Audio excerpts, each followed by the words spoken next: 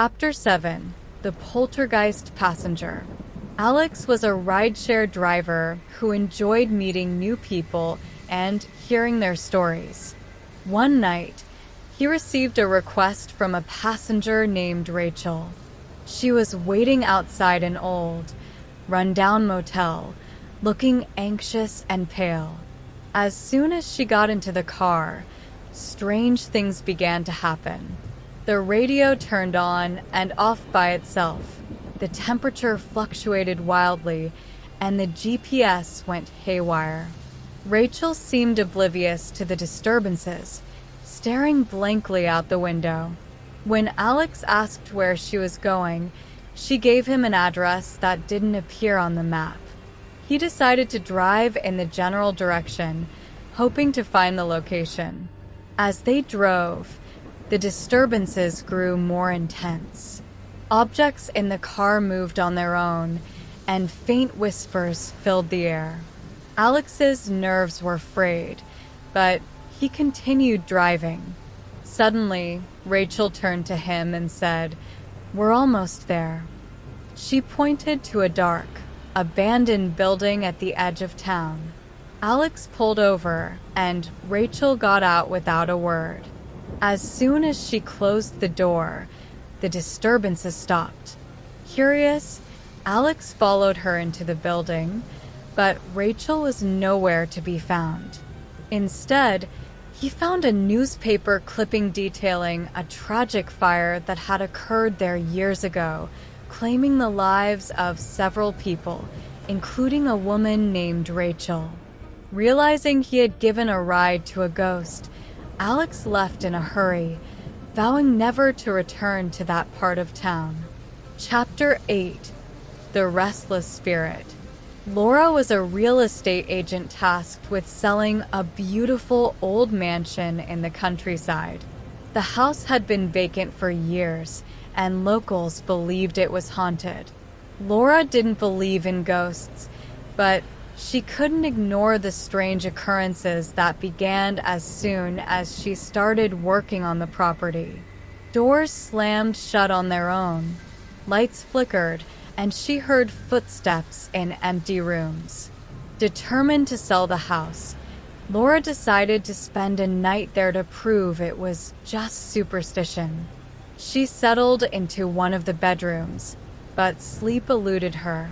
In the middle of the night, she was awakened by a cold breeze and the sound of whispering voices. She saw a faint, ghostly figure standing at the foot of her bed. The spirit was of a woman in an old-fashioned dress, her face etched with sadness. The spirit began to speak, telling Laura about her tragic past. She had lived in the mansion over a century ago. Her name was Eliza, and she had been waiting for her lover, who never returned from a voyage. Consumed by grief, Eliza had taken her own life, and her spirit had been trapped in the house ever since. Laura felt a wave of compassion for the restless spirit. She promised Eliza that she would help her find peace. Over the next few weeks, Laura researched the mansion's history and discovered that Eliza's lover had indeed perished at sea.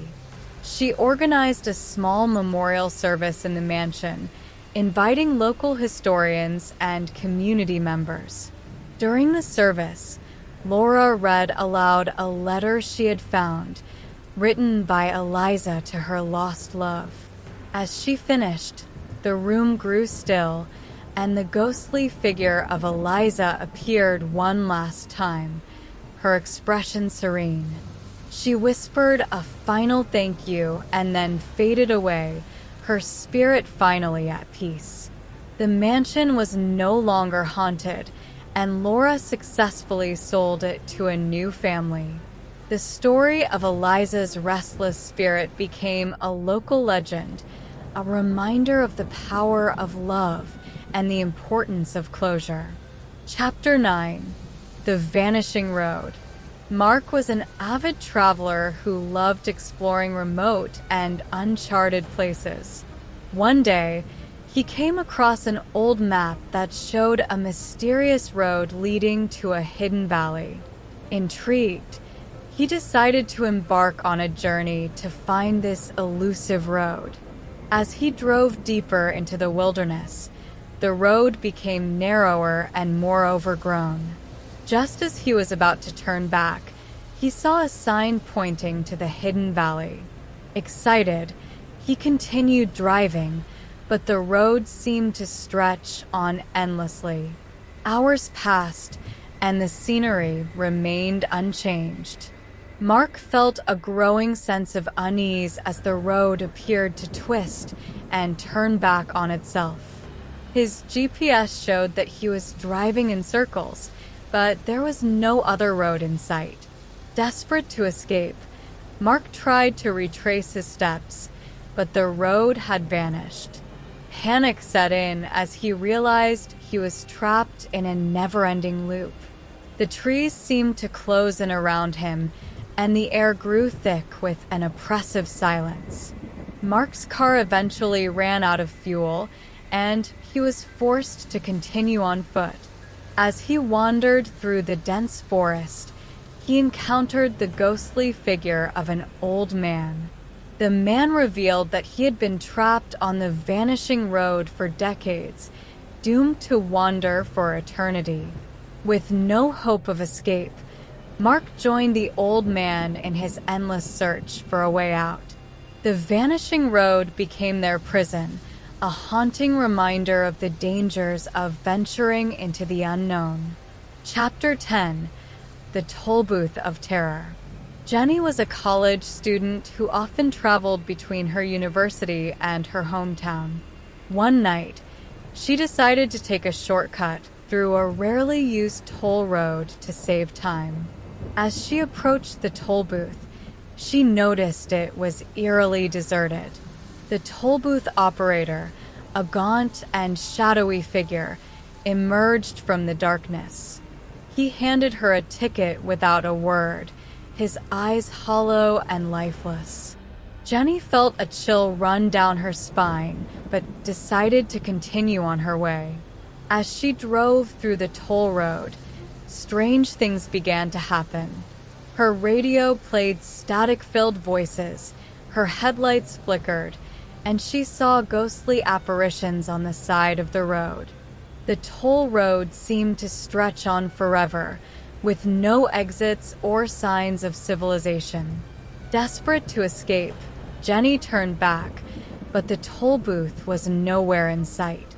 She was trapped on an endless loop, driving through a nightmarish landscape.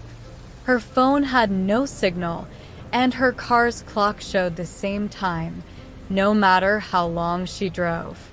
In a state of panic, Jenny stopped her car and got out. She saw the shadowy figure of the toll booth operator standing in the distance. As she approached him, he revealed that the toll road was a gateway to the afterlife, and those who entered could never leave. Jenny's heart sank as she realized she was doomed to drive the toll road for eternity. The toll booth of terror became her new reality, a purgatory where the living and the dead coexisted in an endless cycle of fear and despair.